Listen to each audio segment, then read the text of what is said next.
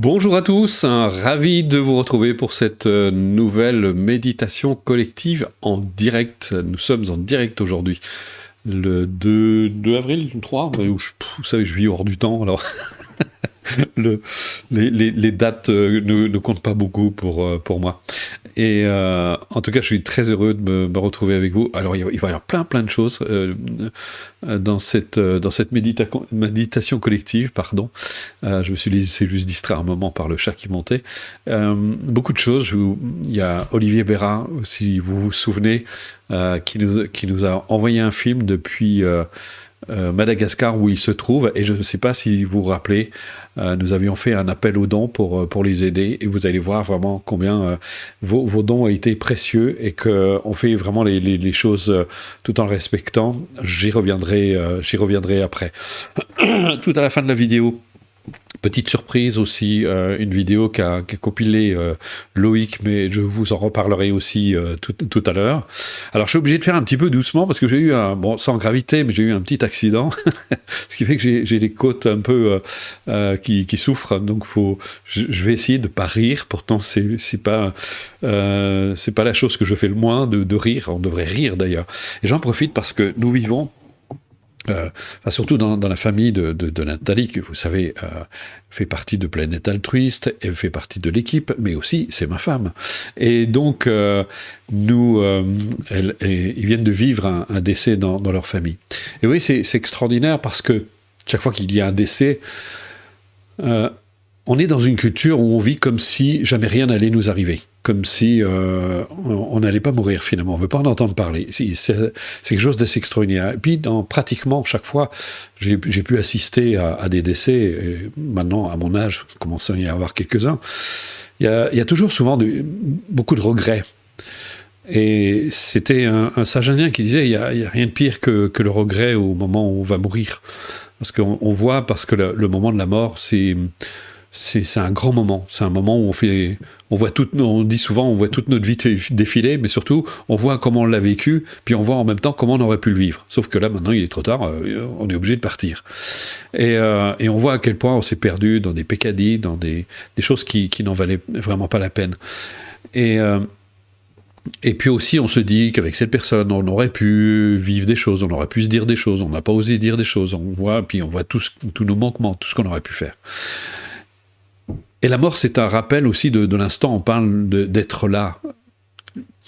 Et c'est là où on se rend compte à quel point, pour moi en tout cas, la mort, parce que je médite depuis mon plus jeune âge sur, vous savez, sur les pratiques qui m'ont été enseignées par les bouddhistes, le fait notamment de méditer sur la mort, sur la certitude qu'un jour on va mourir. Donc moi j'ai aucun doute, je vais mourir, et ça je le sais très bien. Et l'autre, c'est qu'on ne sait pas à quel moment ça va arriver.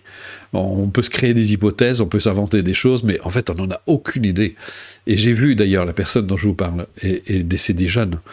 Et je me permets de dire, parfois ça peut paraître brutal, mais il n'y a pas d'âge pour mourir. Et quand ça nous arrive, c'est chaque fois un grand désarroi. Parce qu'on n'est pas au clair avec la mort. Pour nous, la mort, c'est quelque chose, c'est la fin de la vie. Mais ça fait partie de la vie. La mort fait partie de la vie. C'est dans le contrat. Parfois, je taquinais les personnes quand je leur parlais de ma mort. Ils me disaient, mais ça t'effraie pas? Je leur dis non, parce que c'est prévu depuis toujours. Dès l'instant où je suis né, c'est prévu que je meure. D'ailleurs, pareil, dans l'histoire, c'est que j'ai failli mourir à ma naissance. Donc oui, j'étais presque prêt à repartir tout de suite. Je me dis non, on va pas remettre ça. Bon, et maintenant je suis là, mais je suis toujours avec vous. Mais c'est un moment précieux. On a aujourd'hui... Il ne faut pas tomber dans le piège parce que les gens se disent, dès qu'ils prennent conscience de leur mort, il faut se dépêcher de vivre. Non, il ne faut pas se dépêcher de vivre. Il faut prendre le temps de vivre. Prendre le temps de goûter aux choses, de goûter à la vie, d'être là. Il y a cette espèce de dupe aujourd'hui parce que ça nous vient beaucoup des États-Unis. On dit qu'il faut vivre tous ses rêves.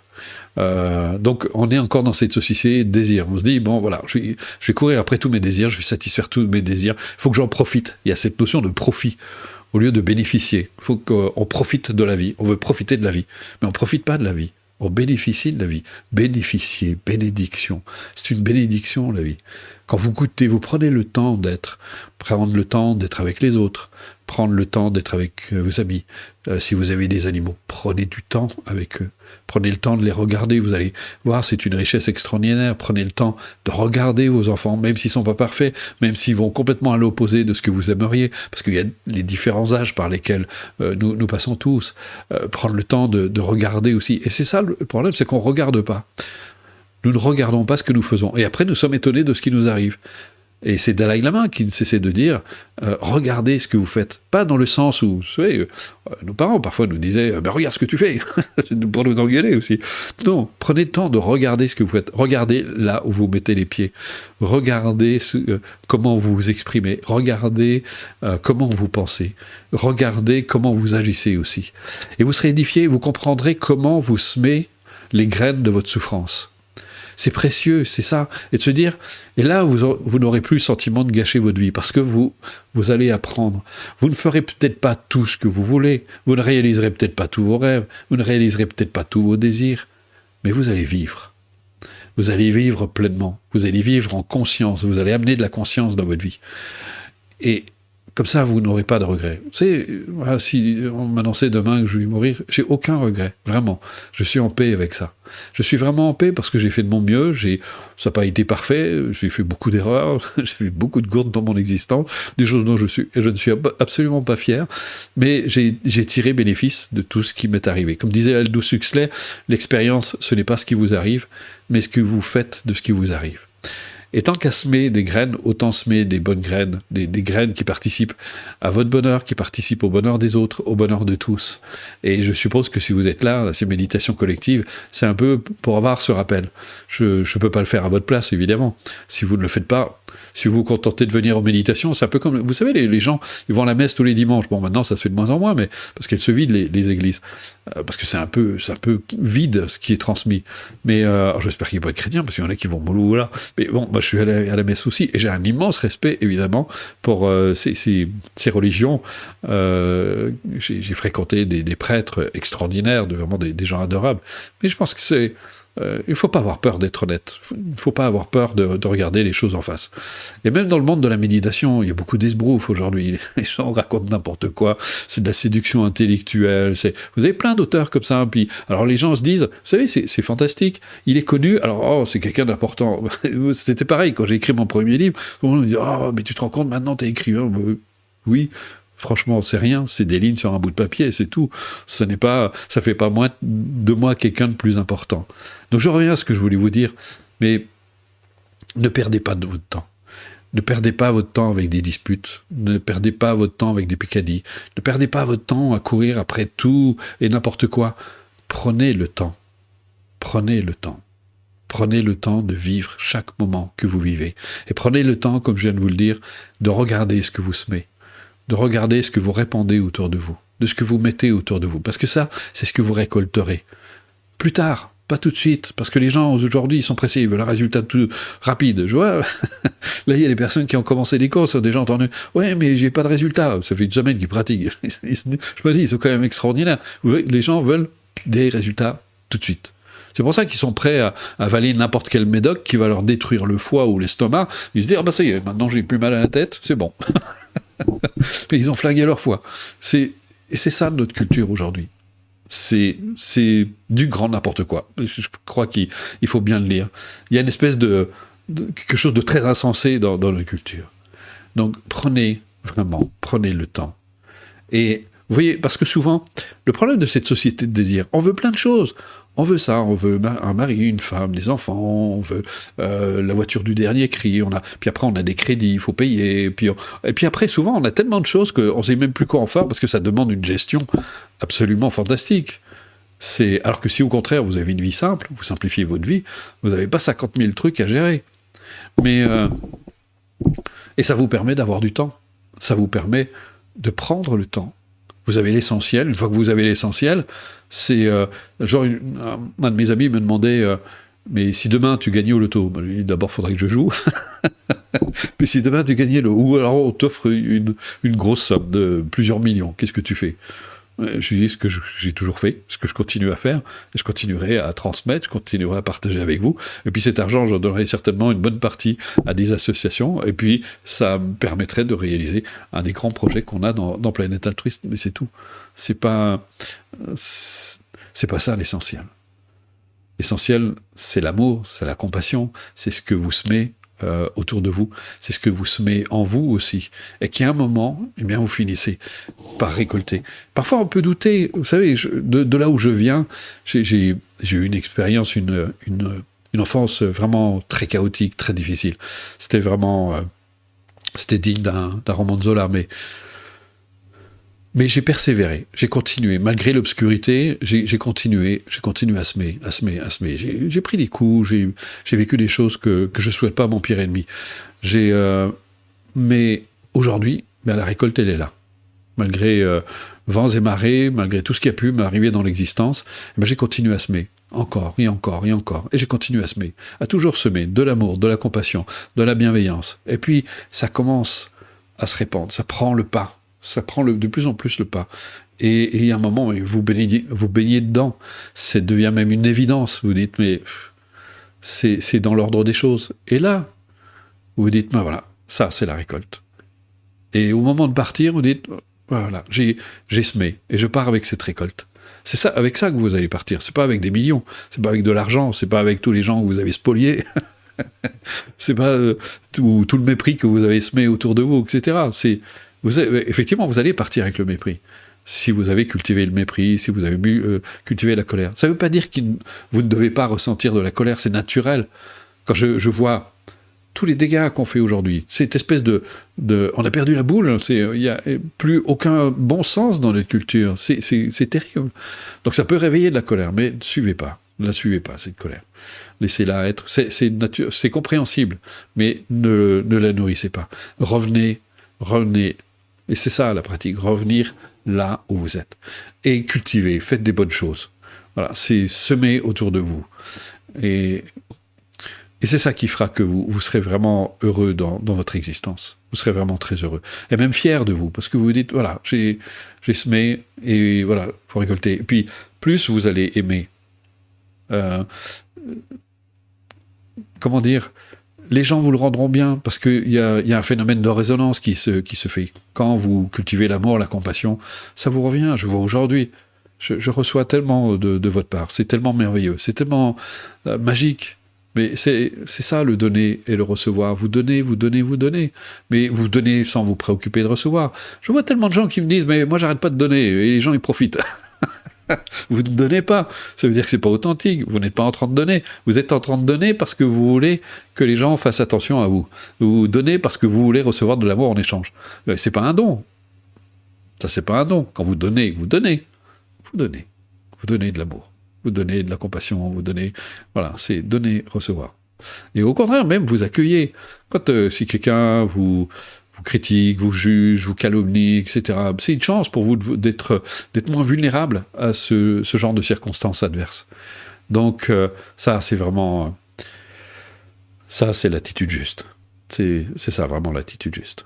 Cultiver l'amour, la compassion.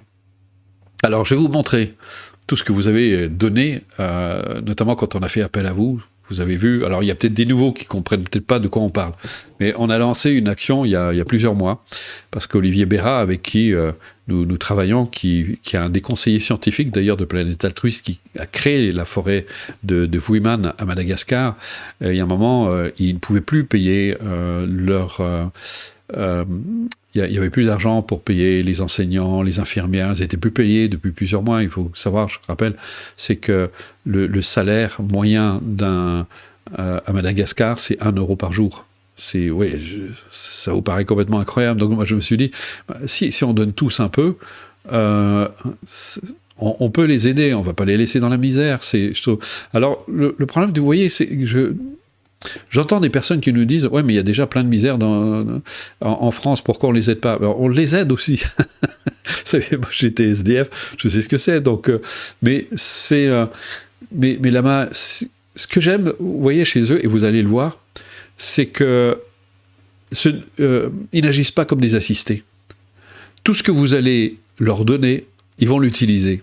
Et vous allez voir comment, avec Olivier Béra, parce qu'il là-bas sur place, comme ils n'ont pas de moyens, ils n'ont pas les moyens de se soigner, eh bien, ils fabriquent eux-mêmes leurs propres remèdes.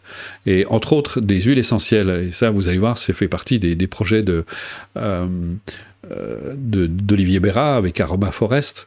Et vous allez voir où mène la compassion. Si c'est juste, vous voyez, je vois tellement de gens qui professent la compassion, on se regarde le nombril, voilà, on fait des choses, ils réunissent des gens, mais la compassion, c'est de participer à la vie communautaire, à tout ce qui se passe.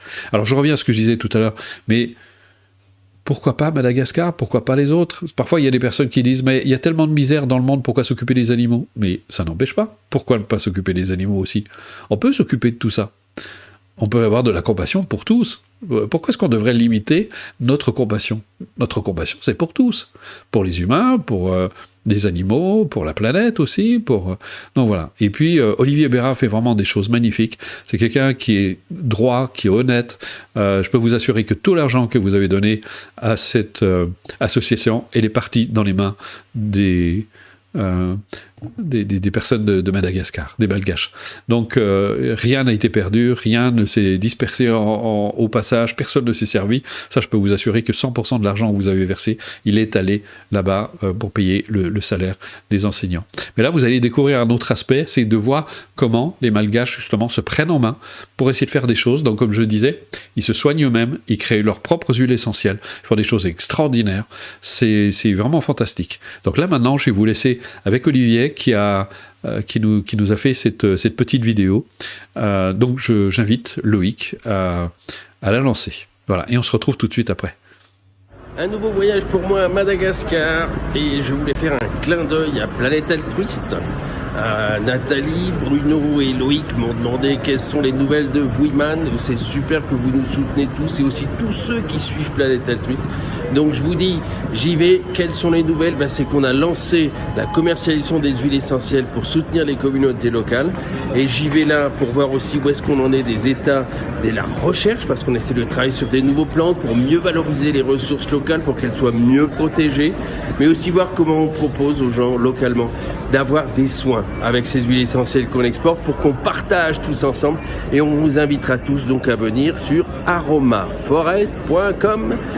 Qu'est-ce que je dis? aromaforest.fr pour partager avec nous la commercialisation des huiles essentielles qui servent la conservation de la nature et le développement des communautés locales. Et je vous dis tout de suite un petit peu ce qui se passe à Madagascar, vite fait.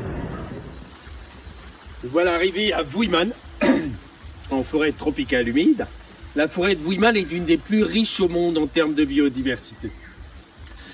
À peu près en 2000, il y a plus d'une vingtaine d'années, j'ai décidé de protéger cette forêt avec 2 collègues malgaches parce que c'est un des sites les plus riches au monde en termes de grenouilles avant tout. Il y a 80 espèces de grenouilles ici, mais il y a aussi une centaine de plantes médicinales et aromatiques. Et on a trouvé l'opportunité ici de travailler avec les gens pour qu'ils protègent cette forêt et ses richesses. On va aller jeter un coup d'œil.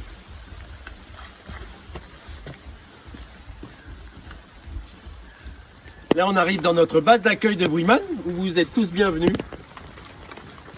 Et ceux qui viennent vont découvrir ici des dizaines et des dizaines de plantes, dont ce gingembre papillon qui est planté ici, dont on fait une huile essentielle qui est extraordinaire. L'odeur est juste géniale, mais on distille la plante entière. Et avec ça, on peut faire travailler les femmes ici qui vont collecter les plantes et qui sont payées pour ça. Et nous, ça va nous permettre de les impliquer dans la gestion de l'environnement. Et ces plantes-là, l'huile essentielle qui sort chez Aroma Forest, chez Astéral aussi, eh bien, c'est une huile fantastique. On peut en mettre 3 gouttes sur l'oreiller. Et ceux qui ont des problèmes, qui sont stressés, qui ont du mal à dormir, eh bien, c'est juste merveilleux. Et on continue.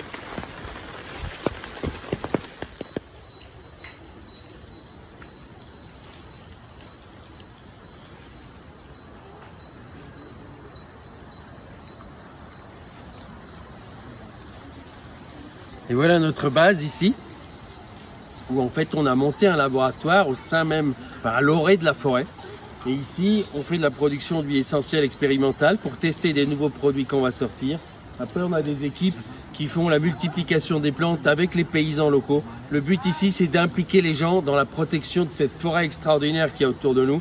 qui est d'une richesse incroyable. On a 12 espèces de lémuriens. Donc on ne travaille pas que sur les plantes, on travaille aussi sur les animaux. Et ici, on a toute une équipe et on va jusqu'à produire des baumes ici. Et je vais vous montrer ça. Hop.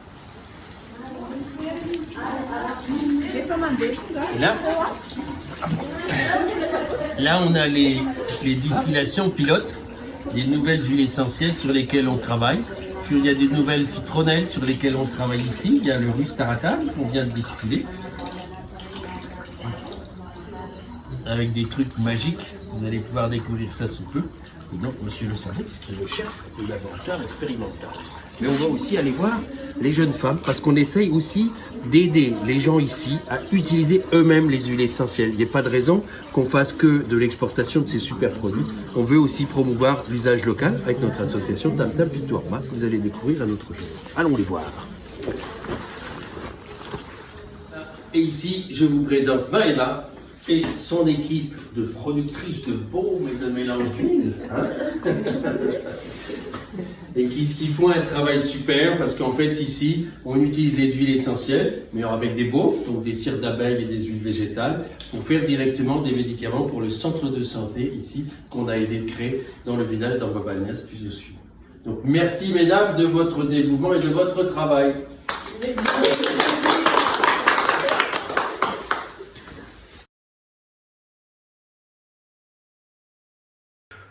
Voilà, alors on peut dire que Olivier s'est mouillé pour nous et c'est vraiment le petit cadeau qu'on voulait vous faire. Vous voyez, ils font des choses absolument fantastiques, j'adore. Ce sont des faiseurs, ce sont des gens qui se contentent pas de dire les choses comme disait, c'était le père de Severn Suzuki qui disait on n'est pas ce qu'on dit, on est ce qu'on fait. Et Dalai Lama disait aussi je n'écoute pas ce que les gens disent, je regarde ce qu'ils font. Et je vois tellement de gens qui disent que c'était d'ailleurs, je crois que Coluche quand il avait lancé les restaurants du cœur, il dit tout le monde dit ce qu'il faudrait faire, mais nous on le fait.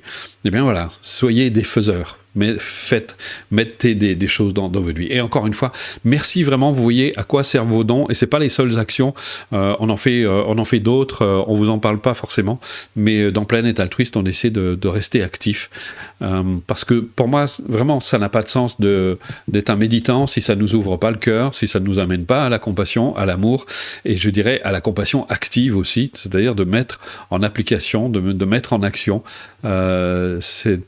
l'éveil de ces qualités humaines. Je pense que c'est vraiment, il doit y avoir une espèce de cohérence entre notre manière de penser, d'agir, nous exprimer, et notre manière de vivre aussi, nos aspirations. Et je crois qu'il n'y a rien de plus beau. J'ai jamais vu quelqu'un de plus heureux que les personnes qui sont dans ce genre de démarche, quand ils participent activement à apporter de l'aide aux autres, à apporter de l'amour, de la bienveillance. Et j'ai trop souvent vu pour avoir gravité dans pas mal de milieux de méditation, les gens devenaient malheureusement très nombrilistes. C'est, voilà, moi je suis dans la paix, je suis dans la sérénité, je souhaite du bonheur à tout le monde. Puis voilà. Mais bon, ils continuent à vivre de la même façon, ils ne changent strictement rien.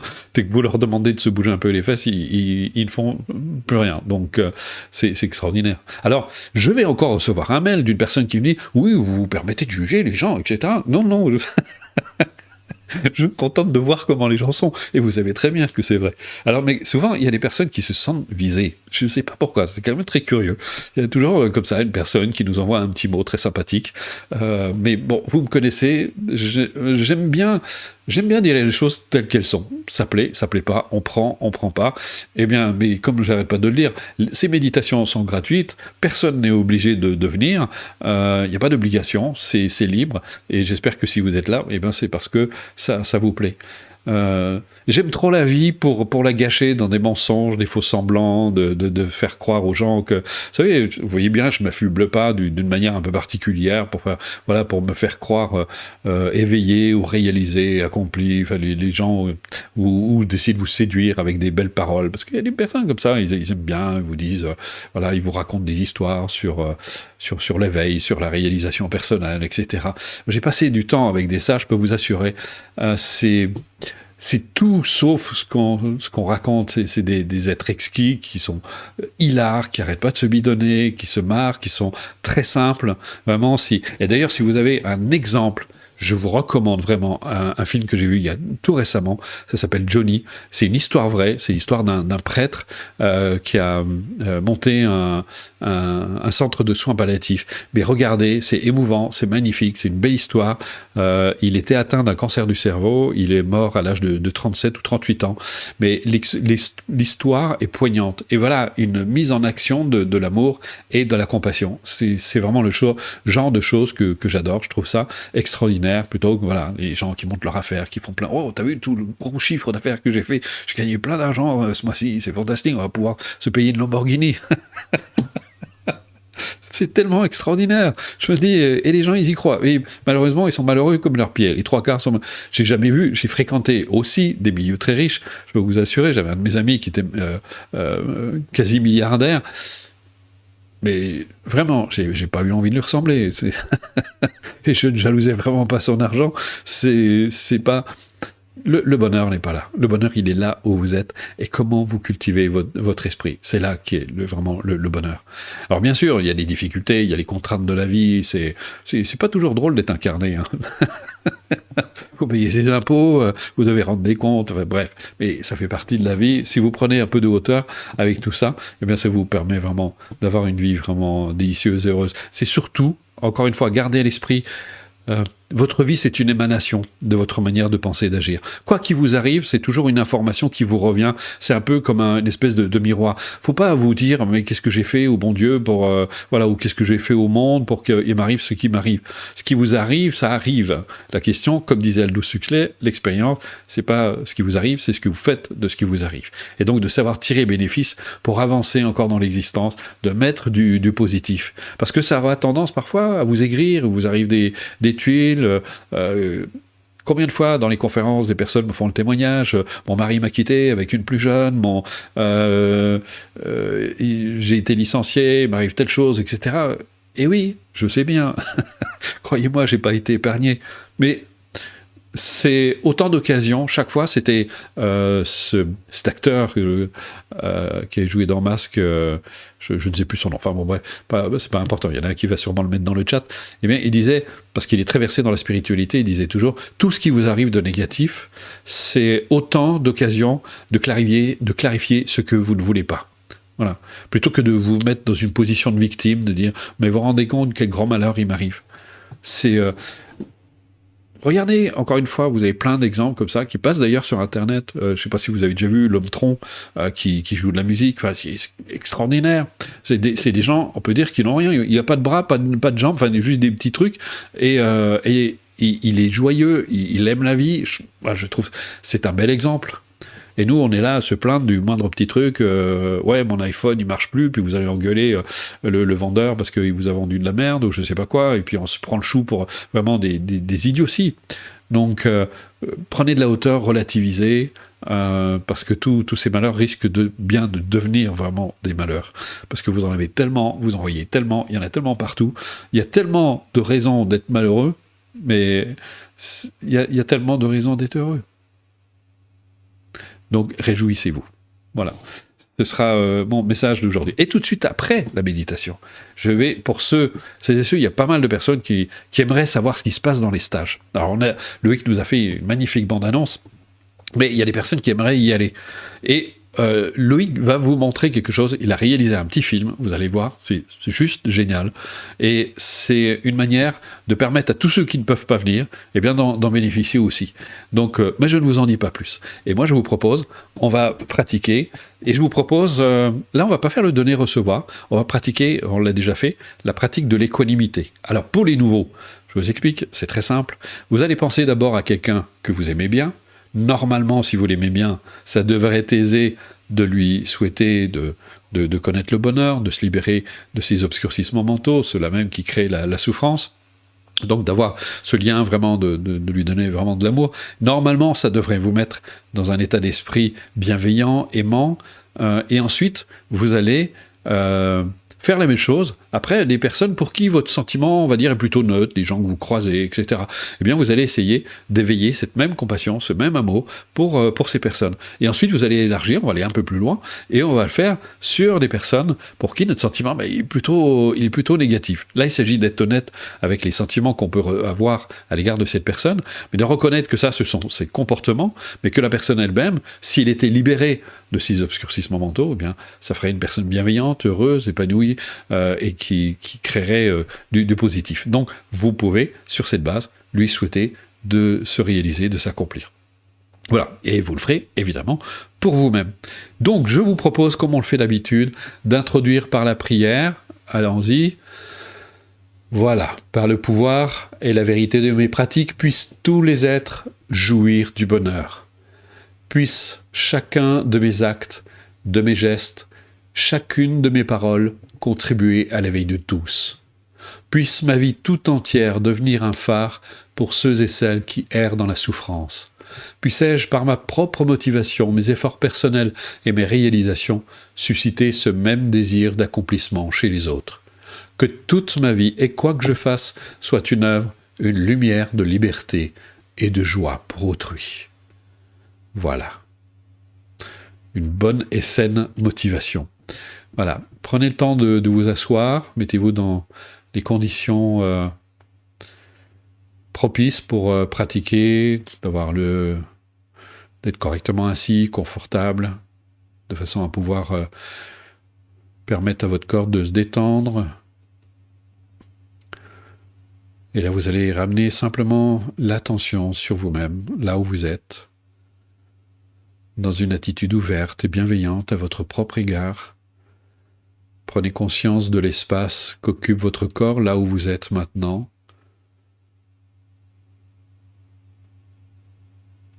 Prenez conscience sans doute peut-être des sensations qui s'élèvent à la conscience. Soyez juste simplement là, attentif, ouvert. Vous devenez une présence pour vous-même. Présent au corps. Et pendant que vous êtes présent à ce corps qui est animé, des milliards d'échanges se font en une fraction de seconde pour maintenir cet équilibre et la santé aussi, malheureusement souvent perturbée par nos comportements, nos habitudes, parfois alimentaires aussi, par tout le stress aussi. Et là, vous pouvez retrouver un certain apaisement et vous pouvez laisser vos pensées s'apaiser d'elles-mêmes. Considérez vos pensées comme des nuages qui passent dans le ciel. Vous ne vous y attachez pas, ils apparaissent, disparaissent, comme un nuage qui se forme et se transforme pour finir par se dissoudre dans le bleu du ciel. Laissez toutes ces pensées s'élever à la conscience, apparaître et disparaître, se manifester, produire leurs sensations aussi, puisqu'il y a un lien entre le corps et l'esprit, toutes les sensations qu'elles peuvent vous procurer. Vous n'interdisez rien, vous êtes juste là, attentif, présent à vous-même.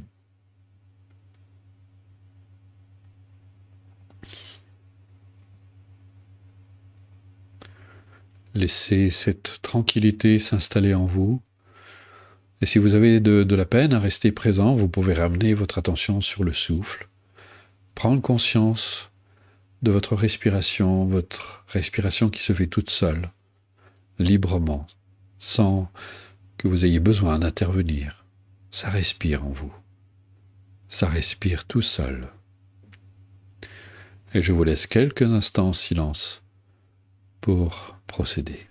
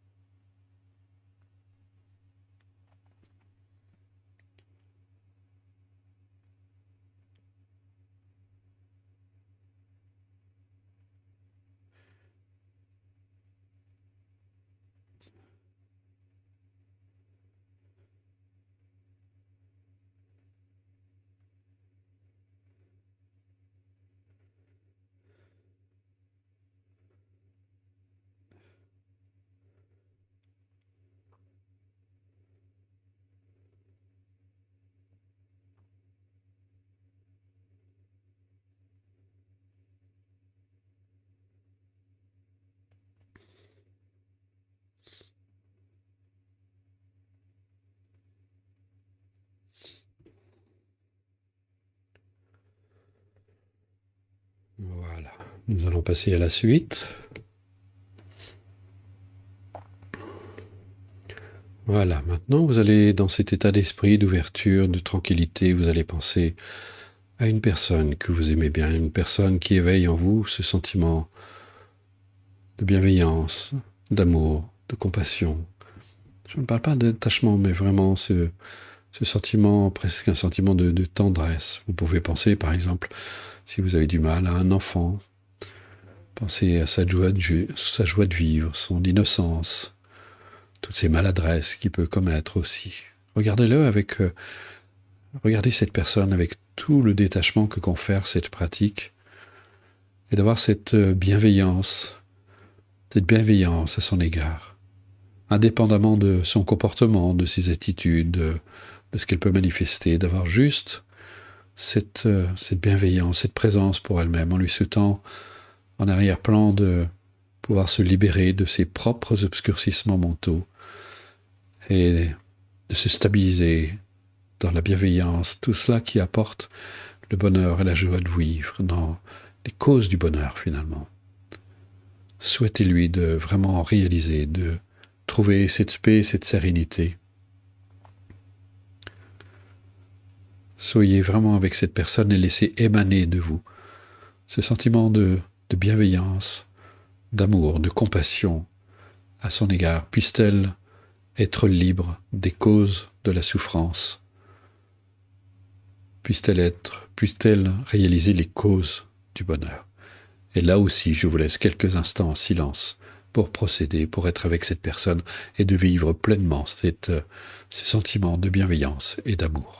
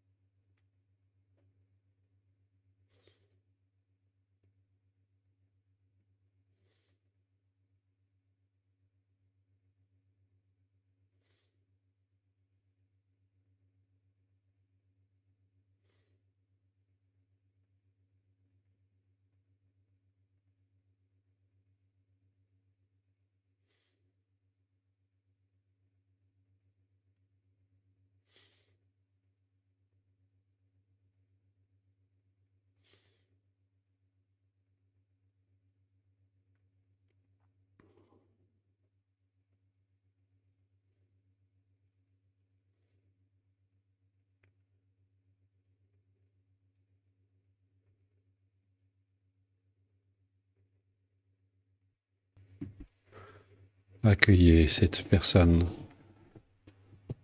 Voyez-la dans différentes circonstances de la vie. Et vraiment, du fond de votre cœur, souhaitez-lui d'être libre de tout ce qui entrave son bonheur. Et d'être d'avoir pleinement conscience de ses véritables qualités d'être humain. Voilà, et ce sentiment, maintenant, vous allez l'étendre à des personnes que vous ne connaissez pas particulièrement, mais que vous croisez, pour qui votre sentiment est plutôt neutre. Cela peut être vos collaborateurs de travail, sauf évidemment si vous avez des conflits avec. Ça peut être les personnes que vous croisez dans la rue, chaque fois que lorsque, par exemple, vous allez au travail ou vous vous rendez à une activité quelconque. Ça peut être les commerçants aussi que vous croisez sans vraiment les connaître, avec qui vous dites un simple bonjour. Et toutes ces personnes qui peuplent votre existence, et pour qui votre sentiment est plutôt neutre, et vous allez faire la même chose. Vous allez vraiment, et vous verrez peut-être que vous ressentirez peut-être ce sentiment de fraternité, de sororité à l'égard de ces personnes. Et du plus profond de votre être, de votre cœur, vous allez en fait leur donner cet amour, cette compassion. Puissent toutes ces personnes être libres des causes de la souffrance et puissent-ils s'établir dans la paix de leur esprit, dans la nature même de leur esprit, autrement dit dans l'amour, la compassion, la bienveillance. Faites cela avec vraiment le plus d'authenticité possible. Et je vous laisse là aussi quelques instants en silence pour procéder.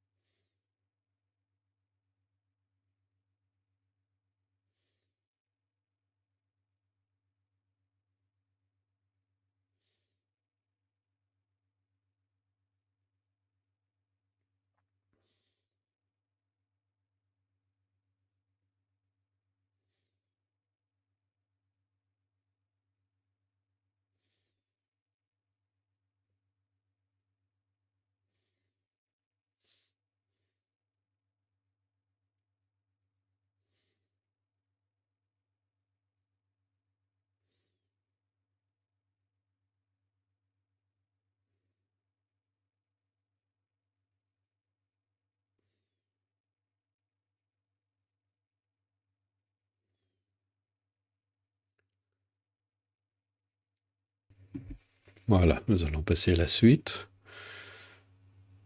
Maintenant, dans ce même état d'esprit, vous allez penser à quelqu'un pour qui votre sentiment d'ordinaire est plutôt négatif. Peut-être quelqu'un avec qui vous avez un conflit ou tout simplement qui vous tape sur les nerfs.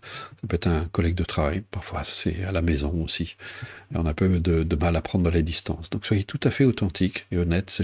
Il ne s'agit pas de refouler ces sentiments négatifs, mais de reconnaître que au-delà de son comportement qui ne vous est peut-être pas très agréable, ça peut être quelqu'un aussi qui a pu faire quelque chose de dommageable à votre égard dans le passé.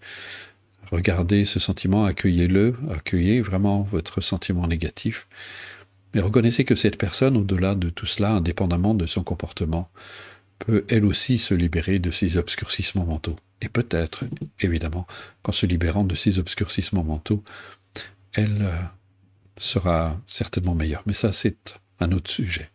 Maintenant, vous allez essayer vraiment de prendre cette distance, ce recul, de manière à ne pas être affecté par vos sentiments négatifs, de prendre de la distance par rapport à ce qui se passe avec cette personne ou à ce qui a pu se passer.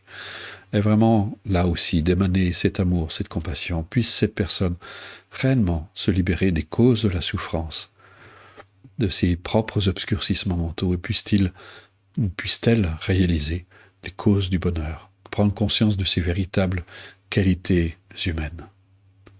Essayez d'imaginer comme si c'était votre frère, votre sœur, et vous avez cette capacité à aller au-delà, sans nier bien sûr ce qui s'est passé ou sans nier vos sentiments négatifs. Mais puisse-t-elle vraiment trouver cette paix, cette sérénité. Et là, je vous laisse quelques instants en silence pour procéder.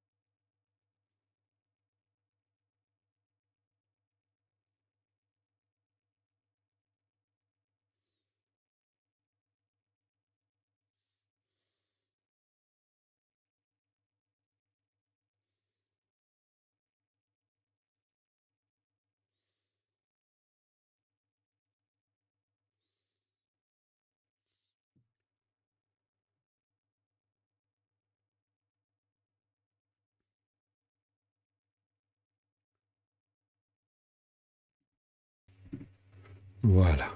Nous allons passer à la suite. Maintenant, vous allez porter cette attention sur vous-même, cet amour, cette compassion que vous avez éveillée maintenant. Vous allez vous l'adresser à vous-même. Puissais-je me libérer des causes de la souffrance? Puissais-je être libre de tous ces obscurcissements mentaux qui viennent trahir ma sérénité, ma paix intérieure? Et puissais-je éveiller en moi-même ces qualités de bienveillance, d'amour et de compassion? Puissent-elles ainsi se répandre autour de moi et dans le monde? Prenez le temps pour vous-même. Et je vous laisse là aussi quelques instants en silence pour procéder et vraiment vous souhaiter du plus profond de votre cœur de vous libérer et de réaliser pleinement les causes du bonheur. Je vous laisse quelques instants en silence avec vous-même.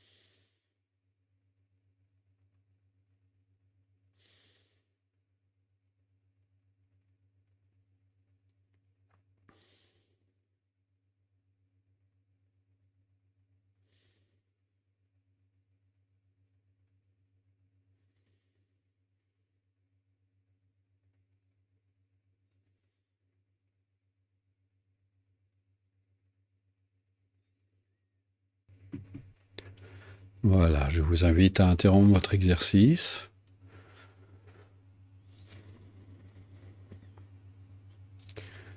Voilà.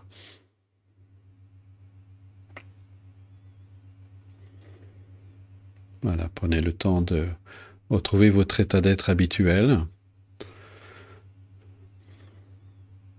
En tout cas, vraiment du fond du cœur, je vous remercie d'être présent à chacune de ces méditations collectives.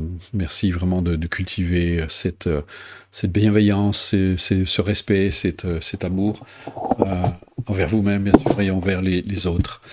Et maintenant, je vais vous laisser, comme je vous avais promis, avec ce petit film qu'a réalisé Loïc. Ça vous permettra, mais surtout pour celles et ceux qui ne peuvent pas venir dans les stages, qui sont un peu frustrés, qui aimeraient bien savoir ce qui s'y passe et de pouvoir en bénéficier aussi, eh bien, voilà, on a une petite surprise. Loïc va vous faire découvrir ça.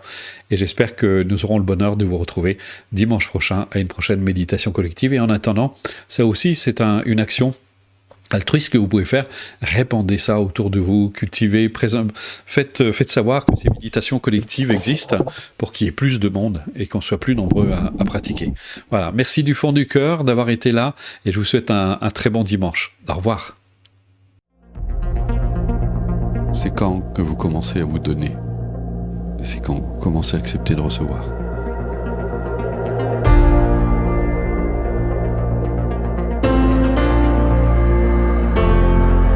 C'est pour ça que je ne cesse souvent de répéter quel est le cadeau que vous avez envie de vous faire.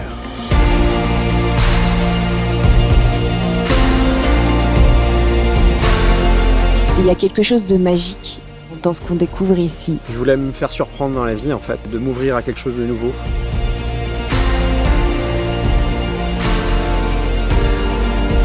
C'est quelque chose à vivre. En tout cas, au moins une fois. C'est magique et ça fait du bien. C'est juste formidable. C'est si simple. Et c'est si simple de se faire des cadeaux. On est tous prêts à connaître le bonheur. La question est de savoir est-ce que je me l'accorde ou je me l'accorde pas. On ne s'attend pas à ce que ça soit si simple d'être heureux. Quelque chose auquel on peut accéder dès maintenant. J'ai tout simplement été beaucoup plus heureux, personnellement, professionnellement. J'aurai des clés extrêmement concrètes, mais aussi extrêmement simples à mettre en application pour pouvoir construire votre bonheur. On a toutes les clés en main pour aller vivre notre bonheur et le transmettre aux autres. Ça m'a permis de me libérer d'énormément de choses. Quelque chose, je pense, qui parle à tout le monde. C'est le bonheur de 7 à 77 ans, au sens large. Comment vous accomplir, comment être plus heureux dans la vie, comment faire exister davantage vos capacités. Et c'est là, si vous comprenez ça, vous pouvez créer l'univers dans lequel vous êtes.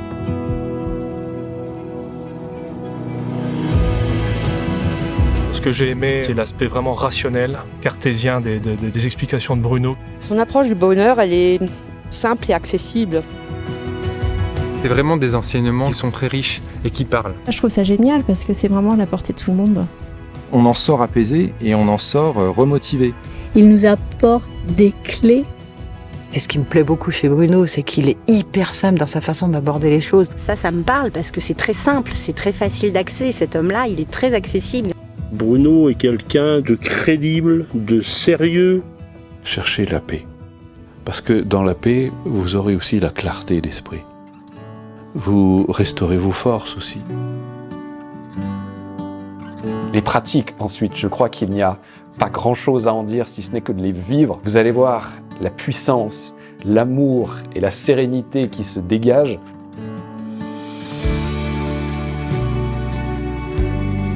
Le mettre en pratique, ça transforme nos vies, quoi. Une sensation de libération que je ne connaissais pas en fait. Ça revigore d'arrêter de penser. On en sort apaisé et on en sort remotivé.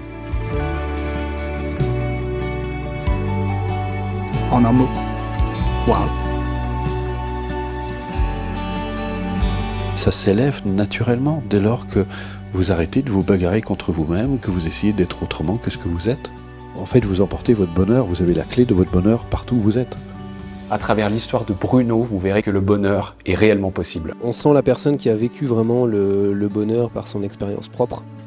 Quelque chose qui va vous donner encore plus envie d'être dans la réalité, dans le présent, vous investir dans votre vie et de vivre en fait. Avec les bases et se donner les moyens derrière d'agir, appliquer ce qu'il nous donne comme conseil et ça suffit pour être heureux. On peut vraiment faire un grand pas dans son évolution, tout en douceur et tout en amour. Je repars serein, confiant. Il y a un vrai équilibre entre le savoir et le savoir-faire. Et ça, c'est rare. Aussi, la technique a été grandement, encore une fois, améliorée. Si vous commencez à avoir de l'amour, de la compassion pour vous-même, du respect pour vous-même, c'est là où vous allez commencer à vous faire des cadeaux. La vie, elle peut nous offrir des cadeaux magnifiques. J'ai juste envie de dire une chose. Offrez-vous ce cadeau. Un superbe cadeau à se faire et qu'un maximum de personnes puissent profiter de cela. Vous allez voir, c'est vraiment une expérience du début à la fin. C'est impressionnant, le bonheur. C'est magique. Quel bonheur au final, quel bonheur.